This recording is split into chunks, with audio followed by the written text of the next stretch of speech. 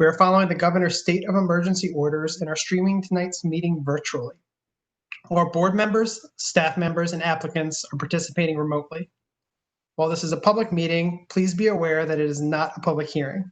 Just as was the case for in-person planning and zoning board meetings, there is no opportunity for the public to speak during this meeting. If you have comments about any of the cases, you are encouraged to reach out to the staff case manager or the applicant by email or phone. You may reach out to our board members through email or by phone, or during the public speaks out portion of any regularly scheduled town council meeting. Because we are meeting remotely, I'll be calling on each member individually to confirm their attendance at this meeting. All motions, seconds, and votes will be verbally obtained. The first item on the agenda is our roll call. I will call on each of you and state if you are present. Don Hamilton. Present. Nicole Samuel. Present. Chuck Montgomery. Present. Dan McFarland. Present. Steve Crutchfield. Present. Jessica Pearson. Present. And I am here as well. The second item on our agenda is the adoption of our agenda. Do I have a motion to adopt? I'll make a motion to adopt. This is Dan McFarland. I'll make a motion to adopt. As a motion, do I have a second? I'll second. Ms. Samuel has the second. We'll call on each of you for your vote. Mr. Hamilton. Aye. Ms. Samuel. Aye. Mr. Montgomery.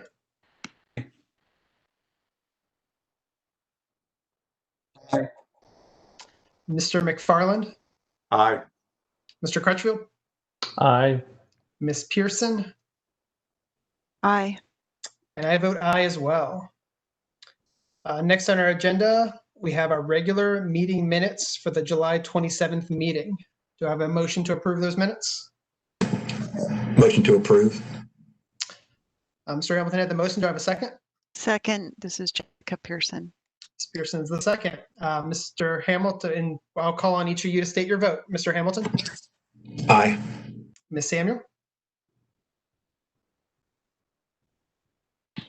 Aye. Mr. Montgomery. Aye. Mr. McFarland. Aye. Mr. Crutchfield. Aye. Ms. Pearson. Aye. And I vote aye as well. The board has two rezoning cases and an LDO amendment and comprehensive plan amendment to review this evening. Our first case tonight is 19 REZ 27, the Pointe PDD amendment, and I'll call on planner Anna Redling to present staff's report. Thank you, Chairman Eads, and good evening again, board. The applicant for this case is requesting to amend the zoning conditions for the previously approved but not yet developed 10.2 acre Cary Pointe planned development district located at the southwest corner of Morrisville Parkway and NC 55.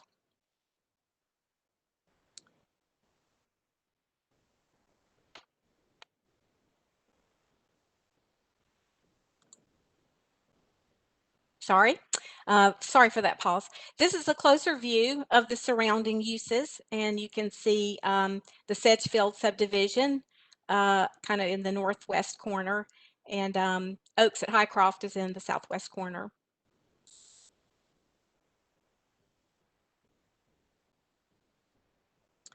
The Cary Pointe PDD Master Plan, which was approved in May of 2019, contains two subdistricts.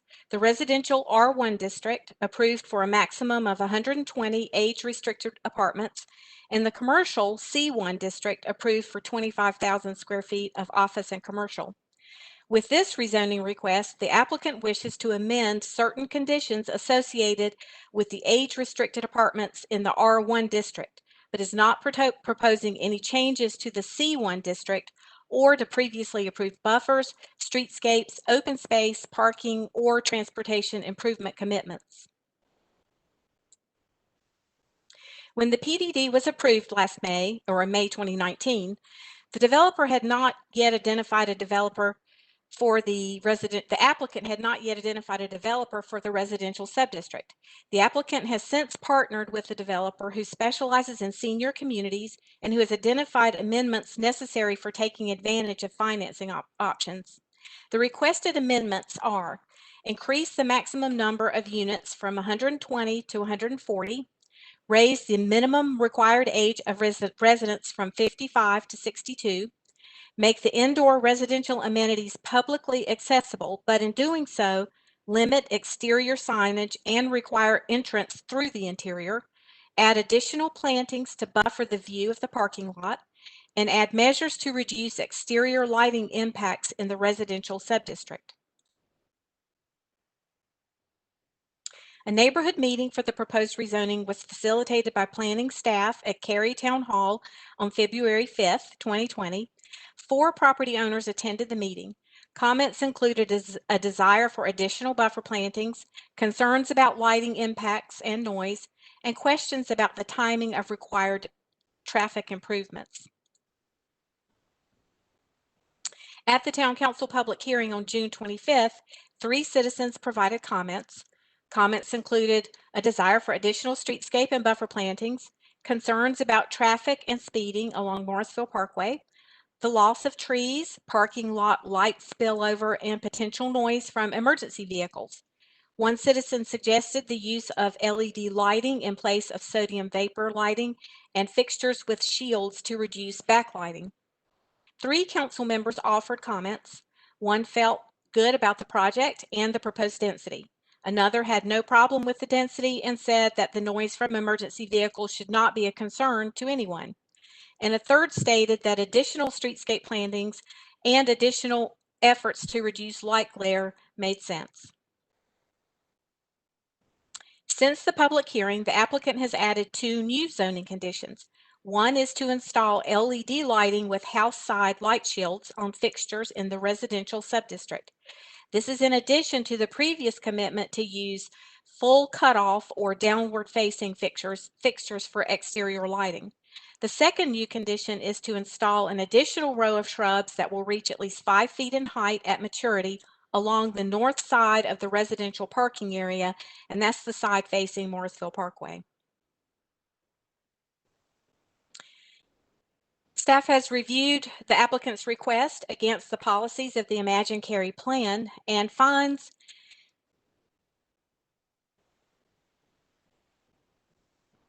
that the requested PDD amendments don't substantially change the intent or increase the land use impact of the previously approved PDD.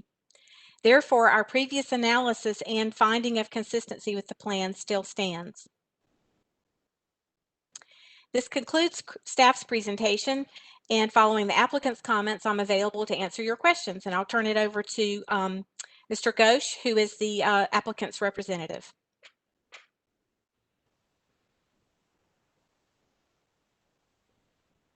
Good evening. Can you guys see me and hear me? Great. Good evening, Chair Eade, Vice Chair McFarland, and members of the Planning and Zoning Board. My name is Neil Ghosh. I'm an attorney at the Morningstar Law Group, and I'm representing the applicant for this project. Also with me tonight is Mr. Jeremy Moss of Bonaventure. I want to thank Ms. Redling for her presentation, which explained the changes to the zoning this project proposes. I thought it might be useful to focus more on the why. Bonaventure is one of the nation's leading developers of communities for seniors that are independent, and they would like to bring their expertise to the town of Cary. The existing age restriction zoning condition is modeled after federal legislation, but that same legislation allows for other types of age restrictions in residential communities. Though the 55 and older restriction is the most common, Bonaventure has built its experience on the 62 and up age restriction. The reason for the change to the language in the age restriction is the financing which Bonaventure intends to use. It's the same financing they have used in their other communities, and it requires the 62 and up age restriction. The financing also helps explain the proposed changes regarding the amenities for the project. Specifically, the financing does not allow for non-shelter services to be a mandatory condition of occupancy. Put another way, the financing goes toward residential uses only. As a result, any non-shelter services must technically be shown as a standalone enterprise. The current zoning condition specifically prohibits the non-shelter amenities from being open to the general public, which runs counter to the requirement from a financing standpoint. This rezoning proposes to replace the straight prohibition with conditions that prohibit those uses from having signage or entrances visible to public rights of way. Moreover, the types of conditions that we're proposing here are more easily enforced by the town than would be a condition which prohibits the general public from using the amenity. Perhaps the best way to think of this is as the cafeteria within a hospital or perhaps your child's school.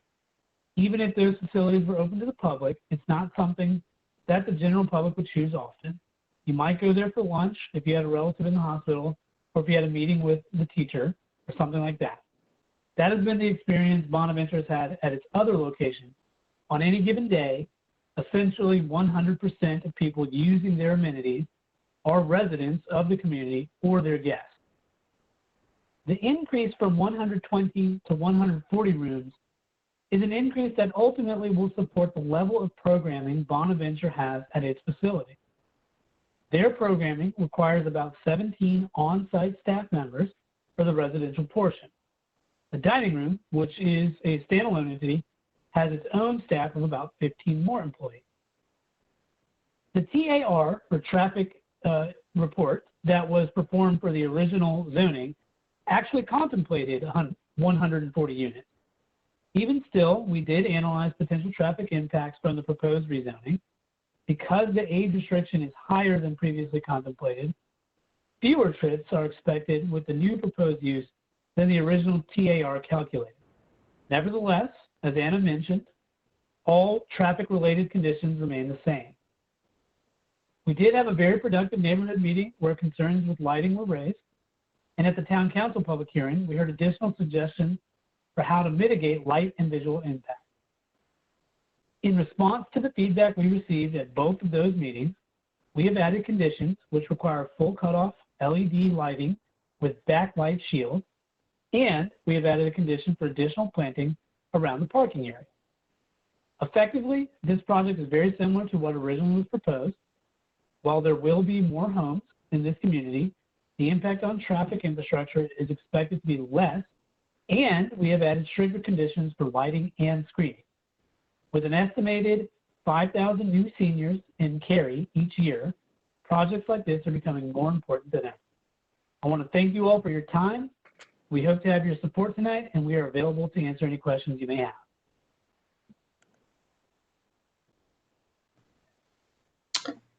Thank you, Mr. Ghosh. I'll now ask each of the board members to share any questions or concerns you have. We'll start with Mr. Hamilton. I have two questions. The first is, will the parking still be 1.25 spaces per dwelling? The parking condition from the original approved PDD, there are no changes to that. So it's the same as it was when it was approved in May of 2019.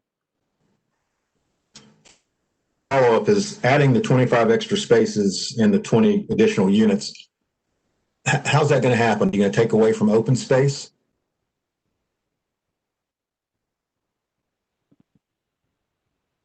So previously, the condition that limited it to 120 units was something that was added throughout, throughout the rezoning process at that time. The site was calculated to fit 140 units and the associated parking, which is why the TAR for the original zoning analyzed 140 units. When we had neighborhood meetings this time around, neighbors were not concerned with the number of units we were proposing. It increased from 120 to 140. And so there is no reduction in open space. I think it's more so the case that the previous zoning was planning on 140 units, but ultimately was approved with a condition limiting it to 120. Great, thank you. So moving on, Ms. Samuel, do you have any questions? I also is curious about the impact of those 20 additional units. All my questions have been answered. Thank you. Great. Mr. Montgomery, I have no questions. Mr. McFarland, I have no questions. Mr. Crutchfield, No questions at this time. and Ms. Pearson. Yes, I have one question, and I think this might be for staff. With the road improvements on Morrisville Parkway and Highway 55, will that include the addition of sidewalks at the time of development? Yes, I believe it will. Okay, thank you. And I have no questions myself. So if nobody else has any other questions, I'll look for a motion. I'll make them. Go ahead, Chuck. Second. You I'm need sorry, was there do we have a motion? I'll make a motion. This is Dan McFarland. Go ahead. I'll make a motion to find, I move that the board find case number 19 REZ 27 is consistent with the comprehensive plan and all other applicable plans for the reasons set forth in the staff report, presentation, and discussion by the Planning and Zoning Board. And Mr. Montgomery, did you have the second on that? Yes, I'll have a second. Okay. Mr. McFarland, if you want to go ahead and lead us off in discussion. Sure. I remember when this case came before the board a little over a year ago, and I feel as though that this is a kind of some technical corrections based upon some market, particularly in the financing. So going from 120 to 140, I remember the 140 discussion before. Understanding some of HUD's financing rules, I can understand, particularly this financing requiring a 62 and older. I think that's fine. I think that's going to reduce will be very little commuter traffic probably as a result of that. So it helps in terms of the traffic flow. I appreciate the applicant being responsive to some of the neighbors' issues in terms of the lighting. I appreciate that they went the extra distance for some of the shielding that was there, as well as some of the planting that's going on. So, I think it's just, some technical corrections to that. Great. And Mr. Montgomery, is there anything you want to add? I just agree particularly with the accommodation to the neighbors on the plantings and the lighting. I think that'll be much appreciated by the neighborhood through the years.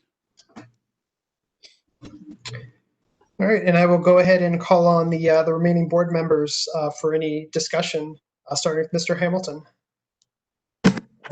I have nothing to add.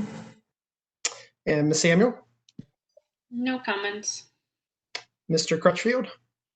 I think that this is a very reasonable request, and it's the senior population in Cary just continues to grow, and having a 62 and up is a little bit different than some of the other proposals we've seen. So I think it's really needed, and I have no problems with it at all. And Ms. Pearson. Yeah, I agree with the comments by Mr. McFarland and Mr. Montgomery and Mr. Crutchfield. It seems like a very straightforward modification. Thank you. Great. And I have no comments. So we will go ahead and call this to a vote. We'll start with Mr. Hamilton. Aye. Ms. Samuel. Approve. Mr. Montgomery. Aye. Mr. McFarland. Aye. Mr. Crutchfield. Aye. Ms. Pearson. Aye. And I am aye as well. So we are unanimous on that. Thank you, Ms. Redding and Mr. Ghosh. Thank you. Thank you very much. Have a great night. Thanks. Our second case this evening is 19 REZ 28. It's the Wake Med Medical Office Park Amendment, and that will be presented by planner Erin Puckett. Ms. Puckett. Thank you. Good evening, board. This is a request to amend the Wake Med Office Park Preliminary Development Plan on approximately 10.5 acres located on the 200 block of Asheville Avenue. The site is located on Asheville Avenue, north of its intersection with Tryon Road and south of US 1. The property was zoned to mixed-use district in 2018 by a rezoning case 17 REZ 30, which included a preliminary development plan, or PDP, for redevelopment of an existing medical park. Development plans and building permits for one of the large office buildings and the parking deck were subsequently obtained. The parking deck has recently been completed and the medical office building is nearing completion. So the new proposal would retain the MXD zoning and would revise the preliminary development plan. The revised PDP proposes a maximum of 240,000 square feet of medical office, which is just under the square footage permitted with the original plan. Changes to the plan are primarily related to site layout and include shifting one medical office building from the east to the west side of the site, retaining two existing office buildings on the site, slightly increasing the size of the parking deck, which would also require bringing it slightly closer to US 1, although please note that no buffer reduction beyond what was originally approved on the original PDP is proposed. Also, site circulation has been slightly modified, and a more centralized community gathering area is provided as compared to the previous PDP. The originally approved PDP also allowed several modifications that included the removal of 2 champion trees, a reduction of the highway corridor buffer to an average width of 43 feet, a maximum building height of 90 feet, and relief from requirements of the Community Appearance Manual. These modifications are proposed to remain as previously approved. Since the proposed changes to this PDP consist primarily of adjustments to site layout, the plan policies addressed by this request remain consistent with those analyzed in the original rezoning case. So in general, the proposal supports policies in the work, shape, and move chapters and is an appropriate use and intensity in the destination center. A neighborhood meeting was held in February. No nearby property owners attended, and to date, staff have not received any calls or emails about this request. A remote public hearing was held in July. No citizens spoke at the hearing and no written comments were received. Council members did not have any questions or comments, and there have been no changes since the public hearing. With the previous rezoning request, which was approved in 2018, staff found the request to be consistent with the Imagine Cary Community Plan as it supported policies in the work, shape, and move chapters. The limited scope of the current request to reconfigure the layout and circulation of the previously approved PDP and to retain 2 office buildings is minor and does not alter staff's previous analysis of this request against the policies of the Imagine Cary Community Plan or change our recommendation. As with the previous case, the proposed expansion of office space encourages retention of existing businesses in Cary, and the PDP facilitates redevelopment of an older medical office park. So with that, this concludes staff's presentation, and the applicant's representative, Jason Barron, is present to share comments about the request. Following his comments, staff are available for any questions. Good evening, Mr. Chair and members of the board. Jason Barron with Morningstar Law Group. Happy to be here tonight on behalf of the applicant in this case. I will keep my comments short. Ms. Puckett has done a great job thoroughly describing the changes that are being requested as part of this plan. Candidly, for different reasons, but not dissimilar to what you all were seeing as part of the prior case in terms of tweaks to what was originally approved plan in order to respond to market conditions associated with where the site is. And so really what's driving it is that following the approval of the prior preliminary development plan, it became clear that 2 of the buildings that existed on the site that were anticipated to be raised were actually assets to the overall development in the long term. And so the decision was made to retain those buildings while continuing to move ahead, as Ms. Puckett noted, continue to move ahead with the development of the primary office buildings as well as the parking deck. The result of that was that those buildings comprise roughly 25,000 square feet. The overall development intensity that was approved as part of the original preliminary development plan capped it at 240,000 and change. And this plan keeps that 240,000 cap. It just changes kind of where those uses are going to be located. Again, you've got roughly 25,000 square feet in existing buildings that are being reused as part of the development. And then you've got the remaining 215,000 square feet in the other two buildings. As Ms. Puckett noted, as a result of keeping those buildings, not surprising, we've got two fixed pieces on the board, and we have to rearrange some previously anticipated locations of buildings. And so what you have seen is one of the buildings, flips further to the west. The primary medical office building is generally in the same location as is the parking deck. And there is an increase in the parking requested as part of this development, again, just to be responsive to market conditions. Lastly, I think staff does a good point in noting that the community gathering area with this revised plan actually works a little bit better from an overall development scheme in terms of how everything ties together. And so really that's really what I wanted to talk with you all tonight, and I'm happy to answer any questions that you all have, but we certainly believe that the proposal remains consistent with the recommendations of the Cary Community Plan and would respectfully request you all's finding of the same. Thank you. Thank you, Mr. Barron. We'll go ahead and open it up to board questions, starting with Mr. Hamilton. I don't have any questions. Ms. Samuel? I don't have any questions either. Mr. Montgomery? Questions? Mr. McFarland? I just have one question, and I'm just trying to look at the preliminary development plans. The two champion trees that are going to be removed under the new proposal, where are they located? Are they located in the northeast corner, almost in the buffer there? Is that where I'm looking at? One of them, I believe, has already been removed with the construction of that medical office building 1, which is the building that you see smack dab in the middle of the PDP here. The second, I believe, is at one of the access points, but maybe the applicant can speak to where the second one that's being removed is, or it may have already been removed with this layout. Yeah, and I haven't been out to the site recently, but I believe both of those trees have been removed at this point. But those two trees were requested for removal as part of the prior plan and remain part of the plan for removal. So the tree removal request hasn't changed from the original approval to this approval, Mr. McFarland. Okay, thank you, Mr. Barron. I appreciate the clarification. Sure thing. Do you have any further questions, Mr. McFarland? Okay. Next, Mr. Crutchfield, any questions? No questions. Ms. Pearson? I also don't have any questions. Thank you. And I have one question, Ms. Puckett.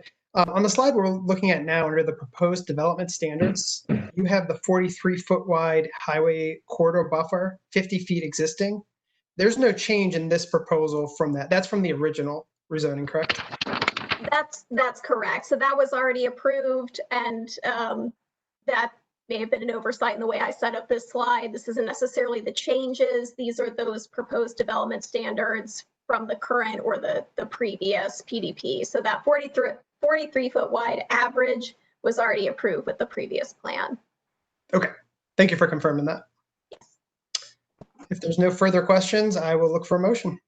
I'll make a motion. This is Dan McFarland.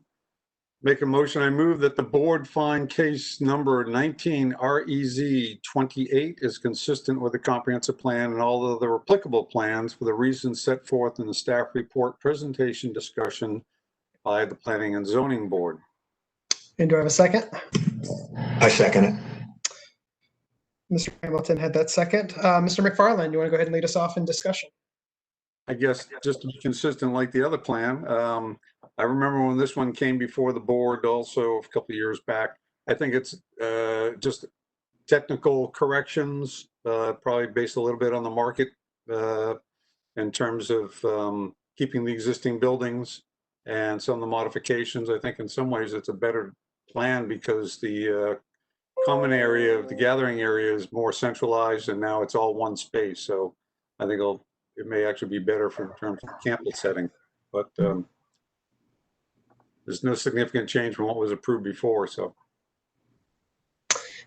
And Mr. Hamilton, any discussion? Mr. McFarland hit it on the head. I have nothing to add. Great. And we will continue on. Ms. Samuel, any discussion? I also like the updated community gathering space, and yeah, it's understandable that tweaks and edits are necessary as you go along. So no further comments. Mr. Montgomery? I wondered why they were tearing those buildings down the first time. I'm glad to see that they're keeping them because they're good buildings. So I think it's an improvement. Mr. Crutchfield? I agree with everything that's been said, and this area is definitely part of our work section. This is creating a really statement medical center for Cary. And Ms. Pearson? I agree with Mr. Montgomery's comments. I'm always happy to see quality buildings retained, and also that, buildings are not being demolished and put into the landfill. That's a positive thing, in my opinion. So those are my comments, and that's it. That's all I have to say. Thank you. Absolutely, and I definitely echo that. I have no other discussion, though, so we'll go ahead and call this one to a vote. Mr. Hamilton? Aye. Ms. Samuel? Aye. Mr. Montgomery? Aye. Mr. McFarland? Aye. Mr. Crutchfield? Aye. Ms. Pearson? Aye. And I am an aye as well. So that one also passes 7-0. Thank you, Ms. Puckett and Mr. Barron. Thank you. Thank you all. So we'll now move on to our third case for this evening, and this will be an amendment to the Land Development Ordinance and Comprehensive Plan. I'll call back on Planner Anna Redling and Laura Deans to present staff's report. Hi, good evening, board. My name is Luana Deans. This is my first time presenting to the PNC board. I work in the Transportation Facilities Department, and I actually used to work for the city of Boca Raton, Florida, where I regularly attended their P&Z meetings, answering any traffic questions. So I have an affinity for the Planning and Zoning Board, and happy to be here with you tonight on Act 9. As our community grows and evolves, we are constantly evaluating our plans and regulations to ensure that they're aligned with the vision for our community. This is especially true in the downtown area. Tonight, Anna Redling and I are presenting amendments to the Imagine Cary Community Plan and the LDO and the Land Development Ordinance that furthers the vision for a vibrant, walkable downtown, positions the downtown to provide development opportunities, and respects neighborhood character. In addition to these downtown amendments, we are also proposing a series of general LDO text clarifications and process improvements. Tonight, I'll begin with the proposed amendments to the Cary Community Plan. In the downtown special planning area, we propose to update 2 policies. Our transportation goals in the downtown are unchanged. We want a cohesive and connected multimodal town center.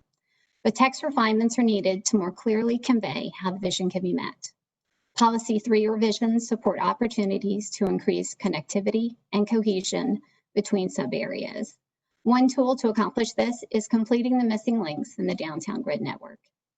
Policy 4 revisions provide flexibility in the downtown street standards if the design makes the corridor more pedestrian, bike, or transit friendly. In 2018, next slide, please, thank you. In 2018, Town Council removed the Walker Street Extension project from the capital improvement budget. Removing the Walker Street Extension from the Imagine Cary Community Plan will provide consistency between the budget and the plan. Cary's downtown was initially developed with the goal of a grid network for ease of navigating, but today there are still a few missing links. This map is included in your staff report. The circle on the screen is a Walker Street Extension project. The dashed lines represent 3 proposed downtown connector streets that will help fill in the pedestrian and vehicular gaps in our grid network. Hunter Street, located north of East Chatham Street, South Walker Street, located south of Byram Street, and the center gap in Pleasance Avenue. Diving deeper into Policy 4 revisions, the goals of this amendment would foster a more pedestrian-oriented downtown. Other historic districts, such as Carpenter and Green Level, have a similar context-sensitive design approach, granting flexibility in the street design. Design changes would only be permitted if they make the street more pedestrian, bike, or transit-friendly. Now moving on to another important facet of the downtown vision, I'll turn it over to Anna for an overview of the proposed LDO amendments.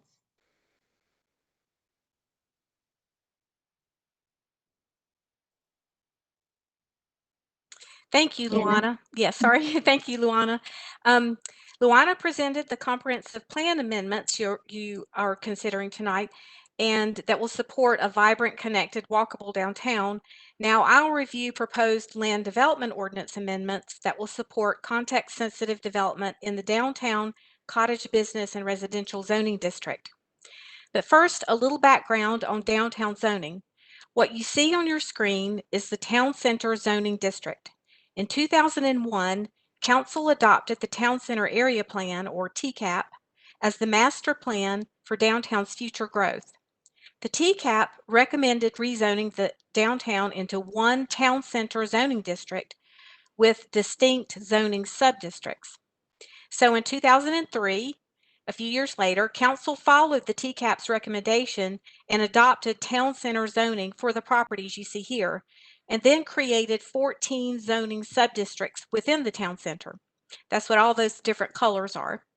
One of those subdistricts is the cottage business and residential subdistrict. Zooming in on the map, the circled areas are the 3 areas in the Town Center that are zoned cottage business and residential, or CBNR. CBNR Area 1 comprises properties along Chapel Hill Road. CBNR Area 2 comprises properties south of Park Street and west of South Academy, many of which front South Harrison Avenue. And CBNR Area 3 comprises properties along the east side of Walker Avenue. In 2003, when Council established the cottage business and residential zoning, the intent was to allow existing dwellings, many located along busy thoroughfares and/or abutting established residential neighborhoods, to be reused for low-impact commercial or office uses that would retain a residential character. This slide shows 3 examples of houses with CBNR zoning that have over the years been converted to businesses. In recent years, we've seen a trend towards subdividing an existing residential lot in the CBNR into 2 or 3 new lots. This helps meet the high demand for housing in downtown Cary, but it also made us realize that the zoning we adopted in 2003 didn't fully anticipate this type of development. Currently, the only dimensional zoning requirement for new residential development in the CBNR district is a 10-foot front or roadway setback.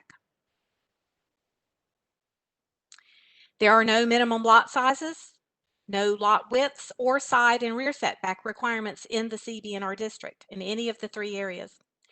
This is a photo of new CBNR residential construction at the corner of South Harrison and Park Street. The new houses are the ones on the right facing Park Street, and they back up to an existing house facing South Harrison. As we look at the vision for downtown, creating housing opportunities is extremely important, but we also want to be aware of transitions to the surrounding neighborhoods and to consider specific issues associated with each of those 3 CBNR areas. Issues related both to the neighborhood character and its proximity to a busy thoroughfare. Let's take a closer look at each of the 3 areas. In CBNR Area 1, the one along Chapel Hill Road, the CBNR zone parcels in purple front Chapel Hill Road, a very busy 2-lane thoroughfare, and at the same time they back up to low or medium density residential, depicted here in the gold and the yellow and the gold. The Imagine Cary Community Plan envisions a future widening of Chapel Hill Road to 4 lanes in this area. And a Chapel Hill Road mobility study is underway right now to help plan a future corridor that complements downtown and reflects the character of the area.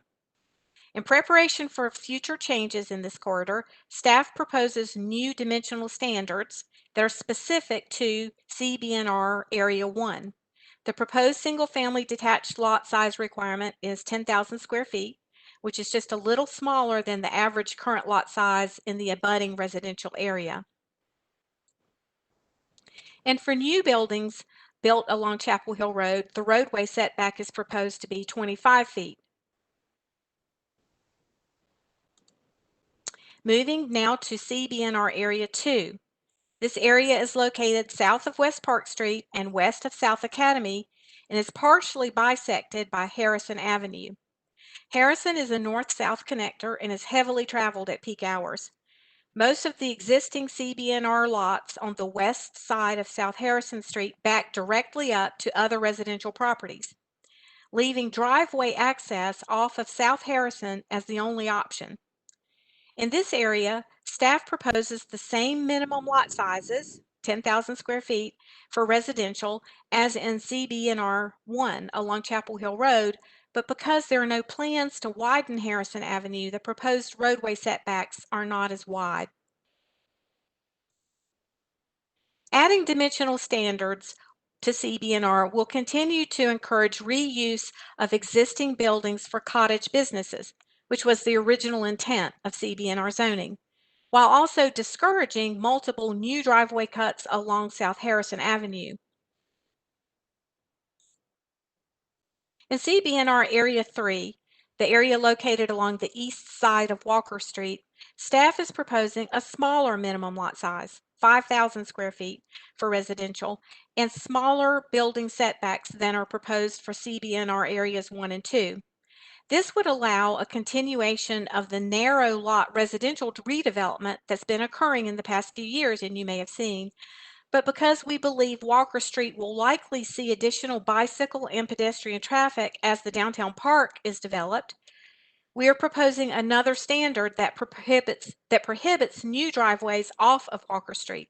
Instead, luckily for this area of CBNR, new development will need to be accessed from Heater Alley, East Park Street, or Fairview Road. And in this case, Heater Alley provides that what you see here provides the access to these three new houses behind here. You're looking at Walker Street in the foreground and Heater Alley is behind these three buildings, these three new buildings.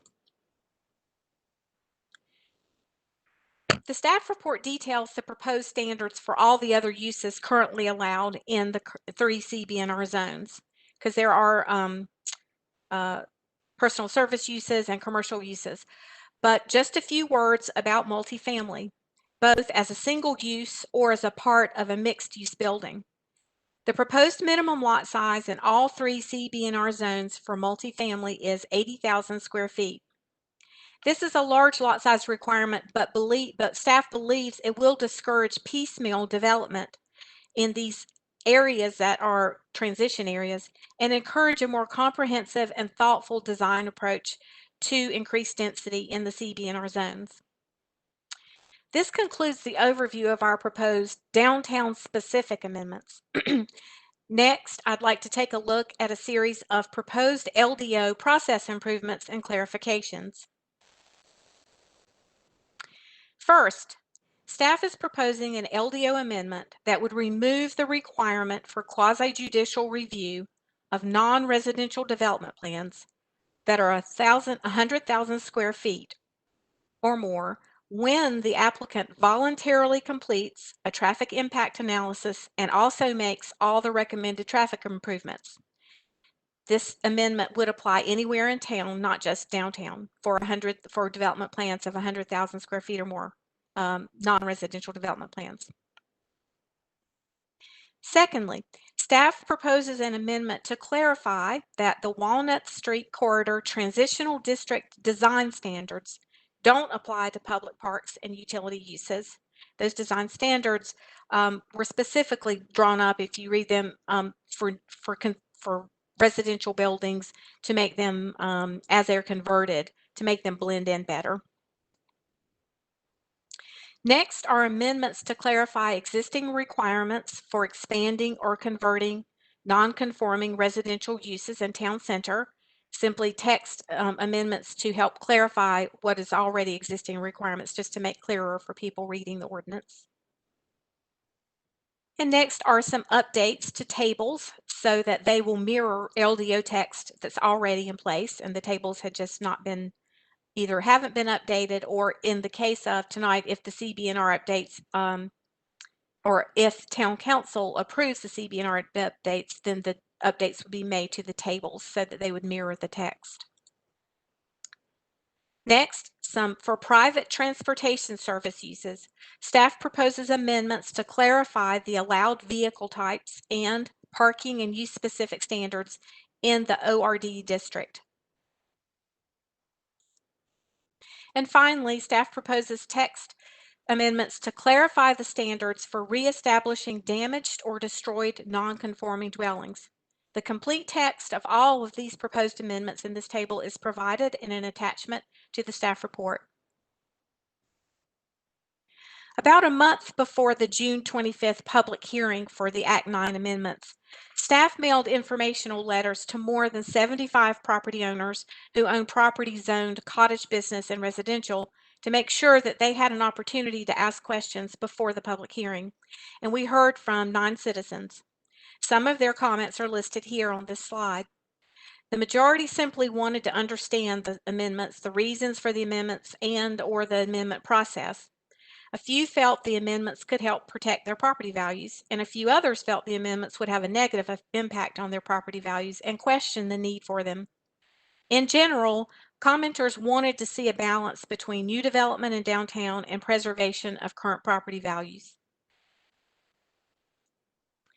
At the June 25th remote public hearing, 2 citizens called in to speak about the proposed CBNR amendments. One citizen stated the amendments could have a very negative effect on property values in all 3 of the CBNR zoned areas, and questioned the impetus for the amendments and the importance of adding dimensional requirements now when there is unmet demand for downtown housing. Another citizen expressed concern with potential impacts and asked that the process proceed in a cautious and fair manner. A council member asked whether townhouses, duplexes, or triplexes will be allowed if the CBNR amendments are implemented. Staff explained that the proposed CBNR amendments don't change any allowed uses. All the allowed uses that are existing will continue to be in place. Only the dimensional standards are being proposed. Currently, townhouses, duplexes, and triplexes aren't allowed uses in the CBNR district, and these amendments, if approved, would not change that. Excuse me. This is the board clerk. Chairman Eads, it seems like we've lost Don Hamilton. Okay. If we Seems could, like Ms. he's Redling, if you dropped don't off. mind pausing briefly, let's Sure. see if he reconnects.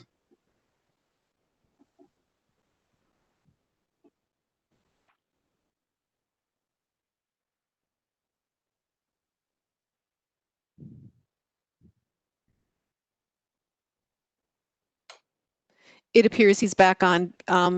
Board member Hamilton, were you able to reconnect? Yeah, sorry about that. I got disconnected for some reason. All right, we do have all 7 members still on now. Thank you. Thank you, Julie. Ms. Redling, if you could go ahead and continue with your presentation. Yes, thank you. Next slide. Since the public hearing, staff has prepared a fact sheet with citizen questions and staff answers, and that was attached to your staff report.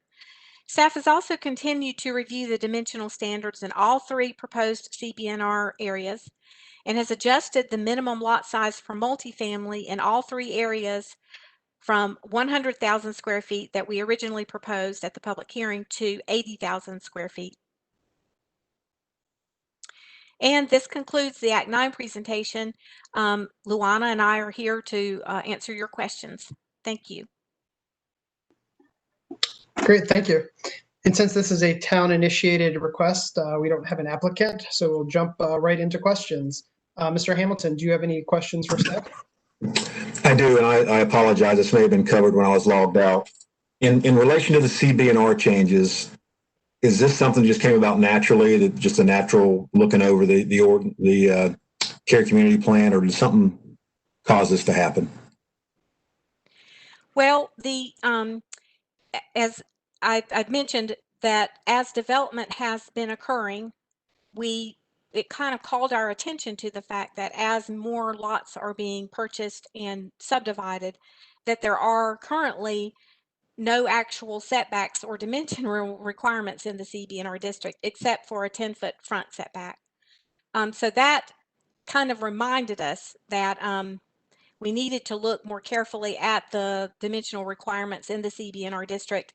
We don't actually have any other zoning districts in town that have residential allowed that don't have some dimensional requirements. So that and the fact that the Cary community plan has caused us to routinely look over downtown, and I believe we brought some amendments with Act 8 last fall to try to continue to implement the downtown vision as envisioned by the Cary community plan.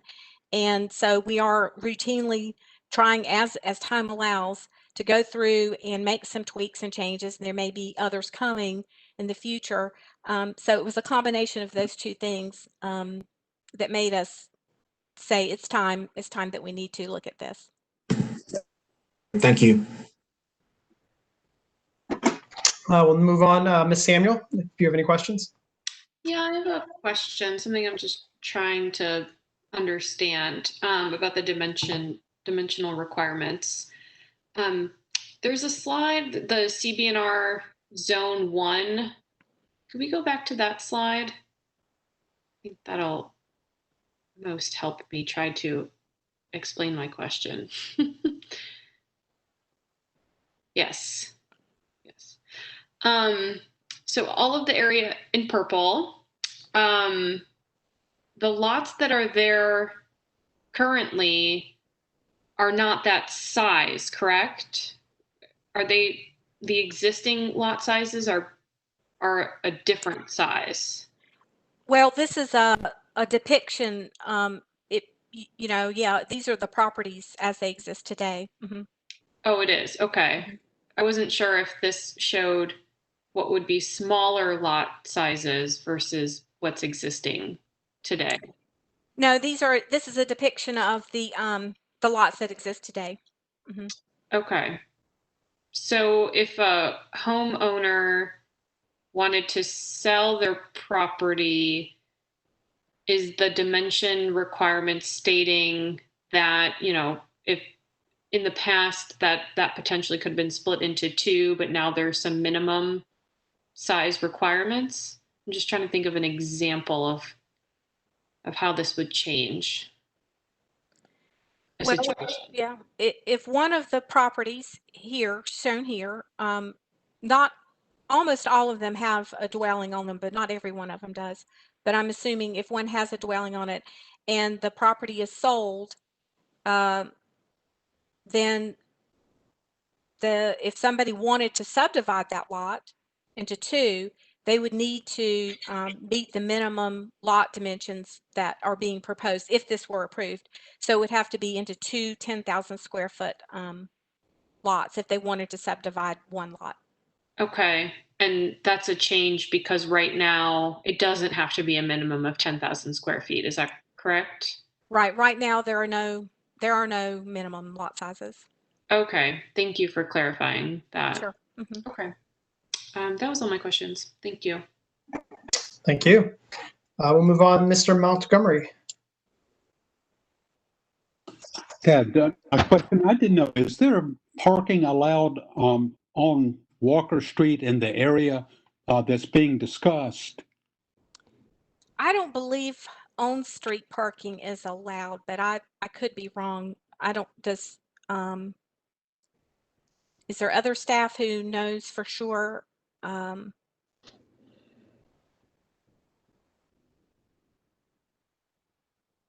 Well, I guess not. I don't believe on-street parking is allowed on Walker Street.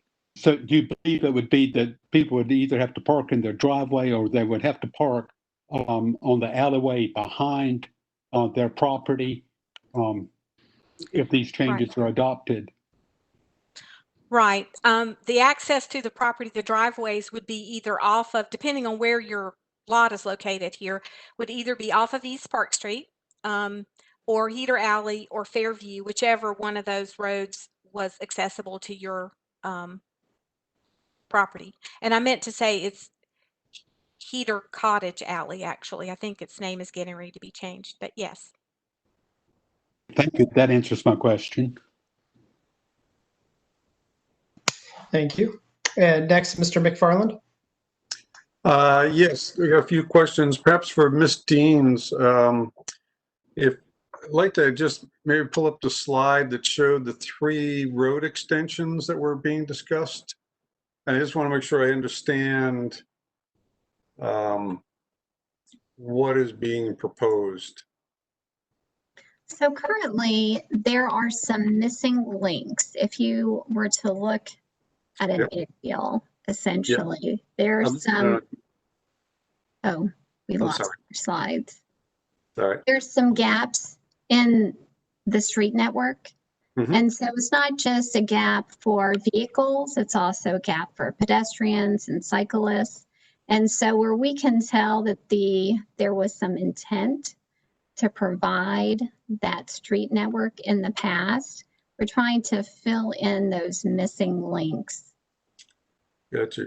to provide greater connectivity. Yes, I think this is the best map to look at. Yeah. Thank you. So I understand the town decided not to do the Walker Street, the Hunter Street extension. That certainly makes it, or the Walker Street extension. I understand that. But on the southern end of Walker Street, where it's going to basically run perpendicular to Byram and Pleasance. Yes. And as planning sometimes goes, it's easy to connect the dots or, you know, put that line, the dashed red lines in there.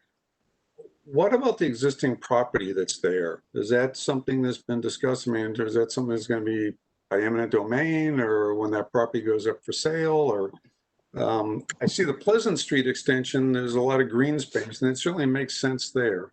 But I'm just kind of curious, being there's, you know, obviously there's land taking involved with the Pleasant Street extension, but that southern extension of Walker Street, I'm curious about that. So, you know, would be part of our long range plan. So there's no, you know, there are no plans in the works currently right now for any town projects. So these would occur as the property redevelops, essentially. Okay. So as long as those units were to remain as market rate of apartments, and it would just be a line on the map then.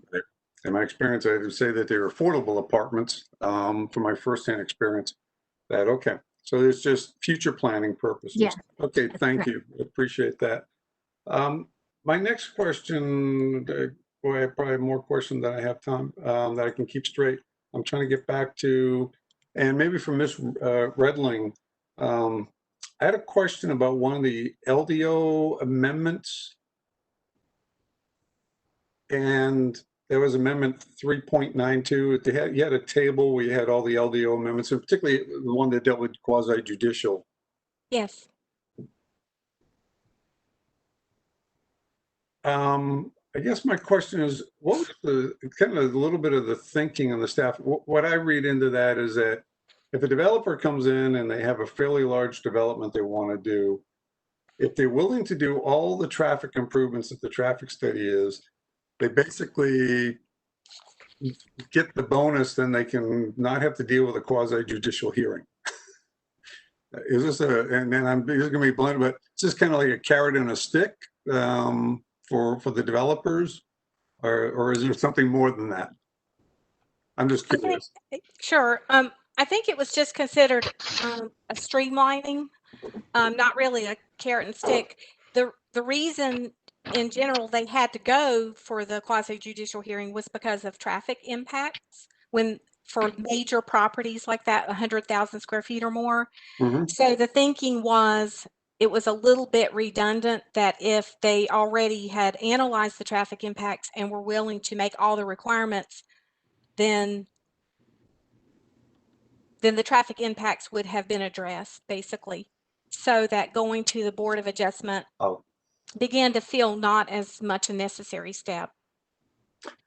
Okay, I see what you're saying, that if they went that far, then they were forced to have to do a QJ, and they really wouldn't need to because they've addressed a lot of the issues that would come up.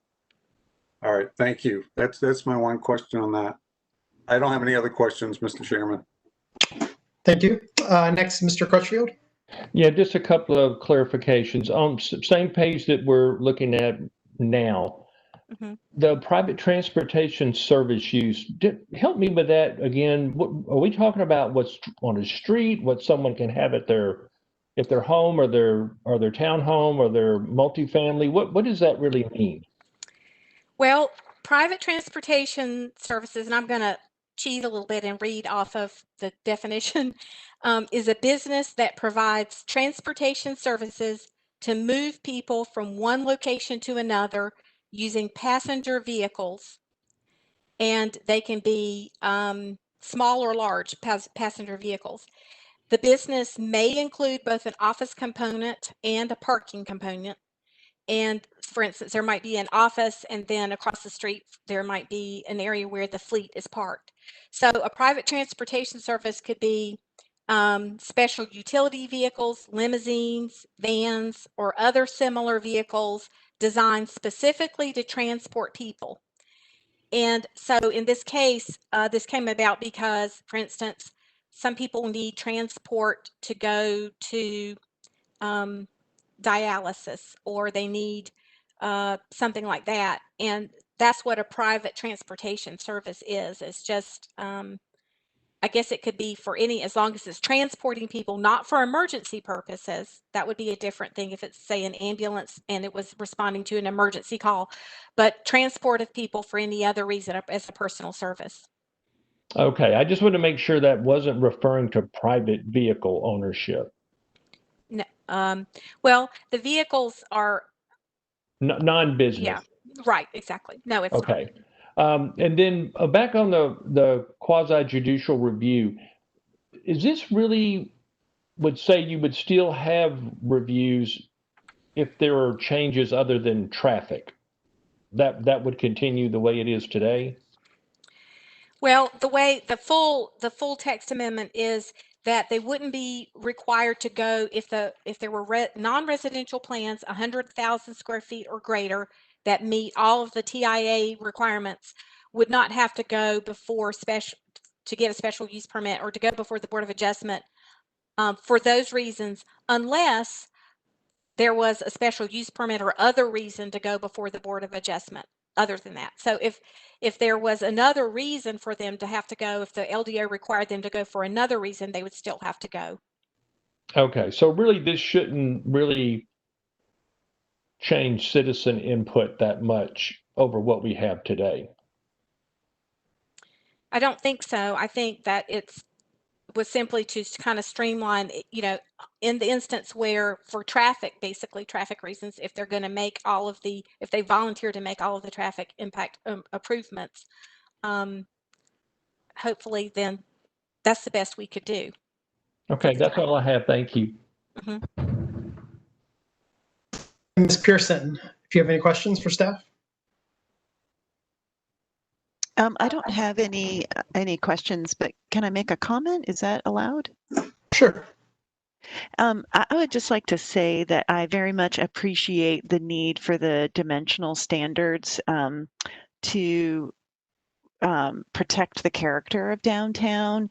And so I really do appreciate staff's presentation.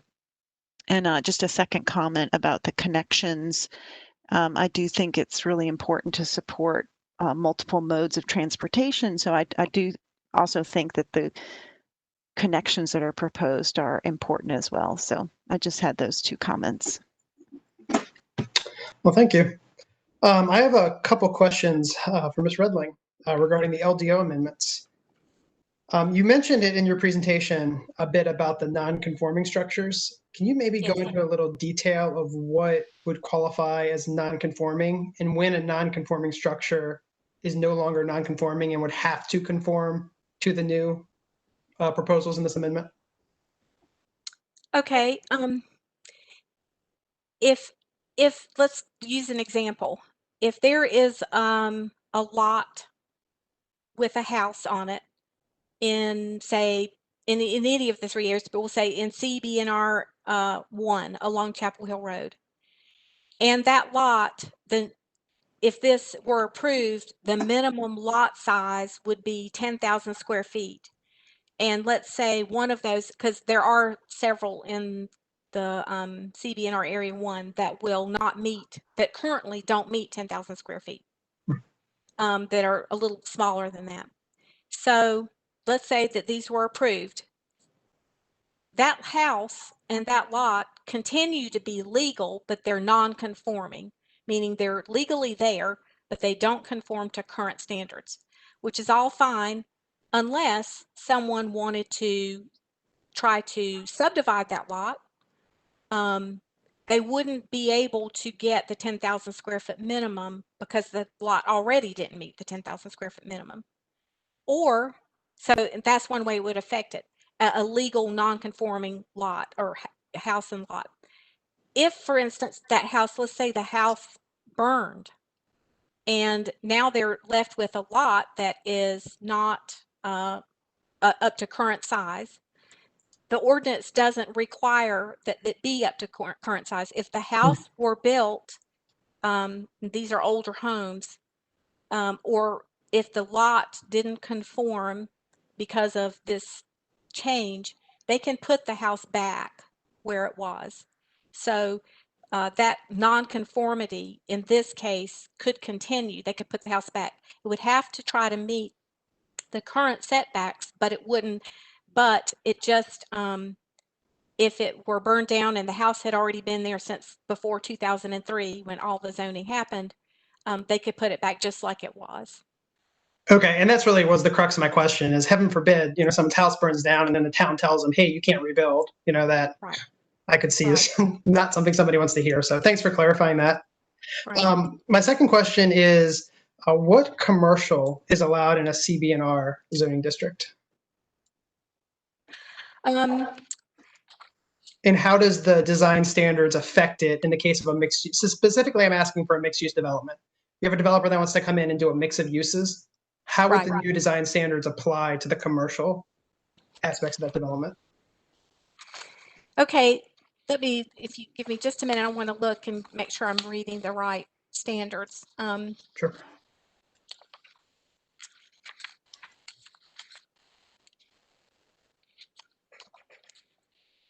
So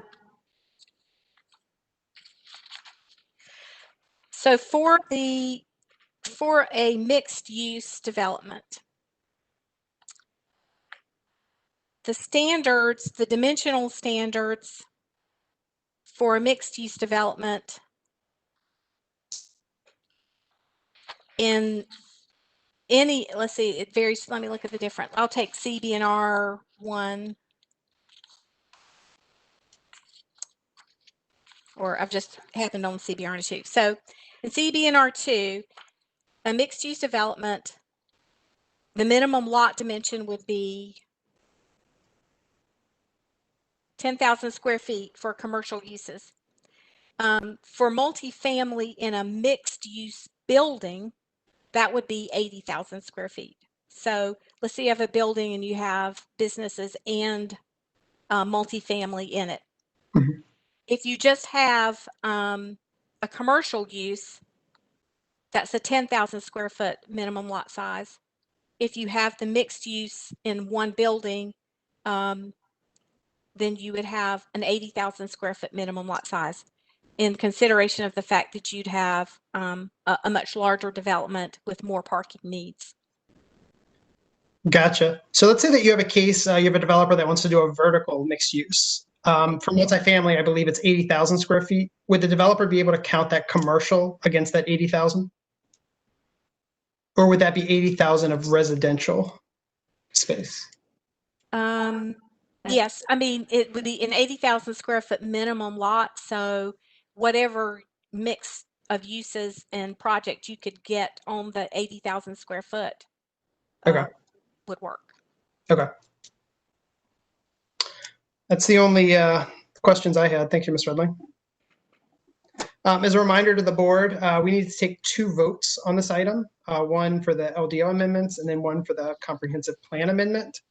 So we'll start with the LDO amendment. If anyone has a motion. Can we see the motion? Oh,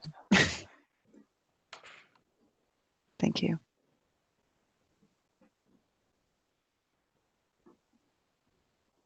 I'll be glad to make a motion. Go for it.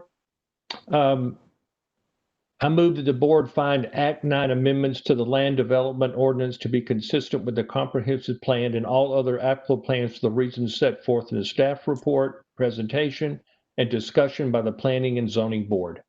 So Mr. Crutchfield has a motion. Do I have a second? I'll second. This is Dan.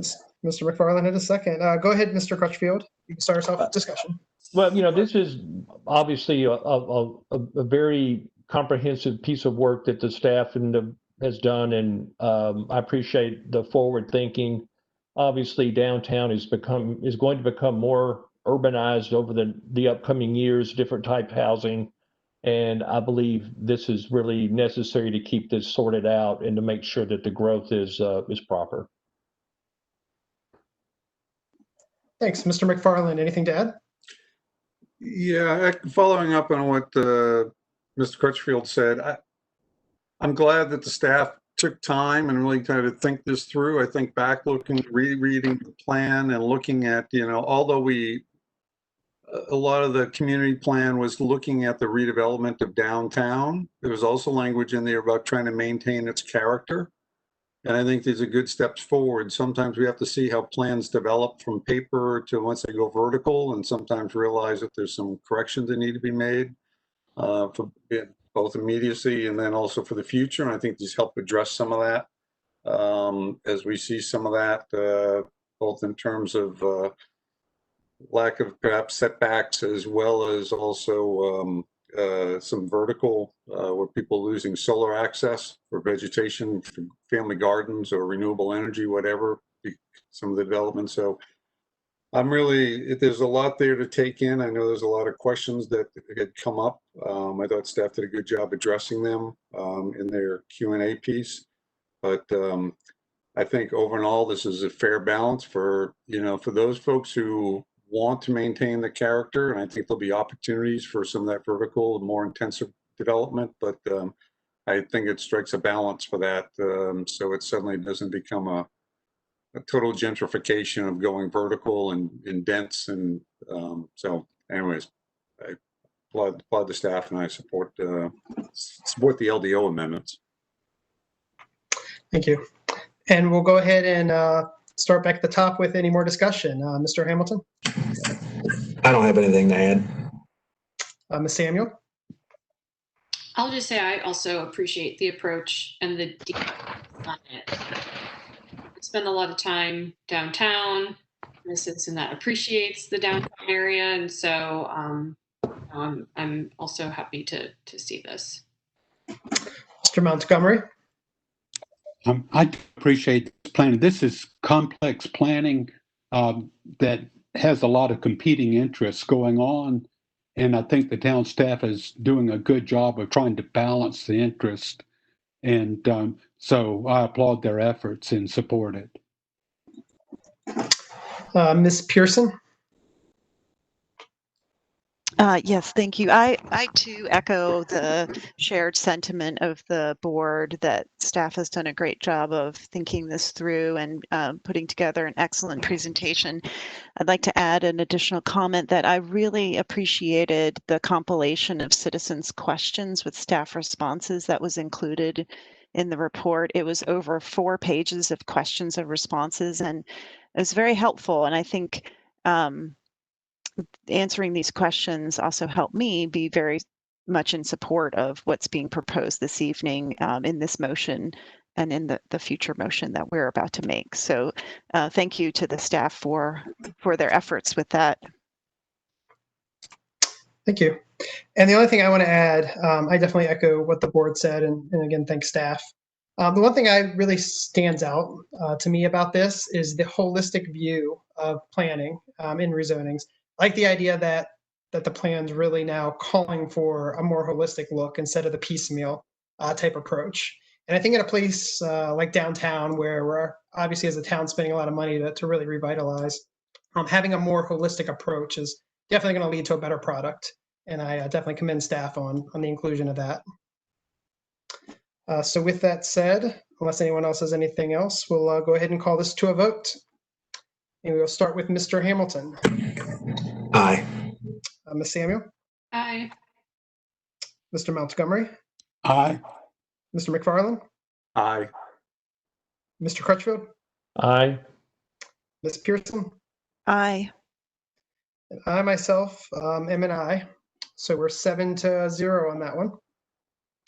Next, we're going to go ahead and move over to the comprehensive plan amendments. And I would be looking for a motion for those.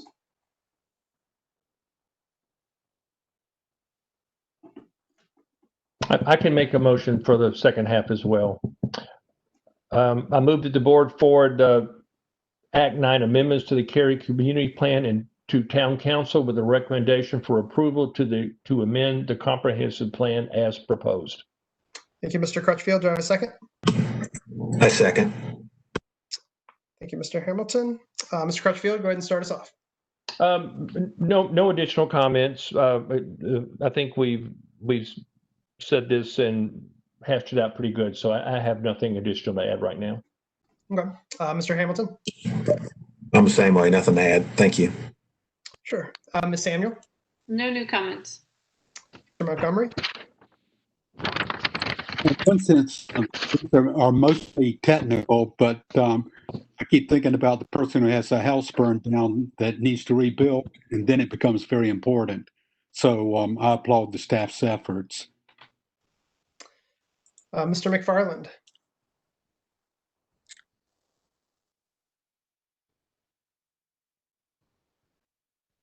Oh, go ahead. Okay, yeah, I'm wrestling with this one a little bit, and I'll explain why, but I think I will vote for it because of the intermodal transportation, the pedestrian, bike, transit-friendly street design. I think it will trump it. My heartburn is whenever we're looking at future roads, and those roads are going to disrupt potentially housing, and with the very little what I define as affordable housing stock, I have a little heartburn when there's not a plan for replacement, but I think we're closer. This has come up in my 6 years on the board, 5 years, I guess, so 6 years on the board, some other ones where I've seen it.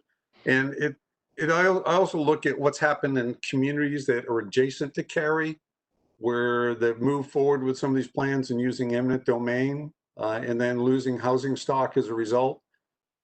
And I feel better that until, the town's getting closer to developing a comprehensive affordable housing strategy. So it doesn't give me as much heartache as it did 3-4 years ago with a couple of other projects.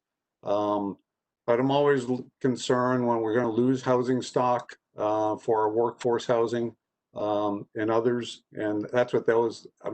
I first-hand experience putting refugees in those apartment buildings there. I've been in them. I know them well. They may not look the best, but they are housing for somebody. But that's my concern. But I think we are moving. That we're addressing some of the affordable housing issues that were raised in the plan. So I just want to voice my little concern on that. But I'm glad to see the street design, because that's really going to be needed with the new park and in that area down there. Ms. Pearson? I don't have any additional comments to add. Thank you. Sure. And I have nothing to add as well. So with that, we can go ahead and call this one to a vote. Start with Mr. Hamilton. Aye. Ms. Samuel? Aye. Mr. Montgomery? Aye. Mr. McFarland?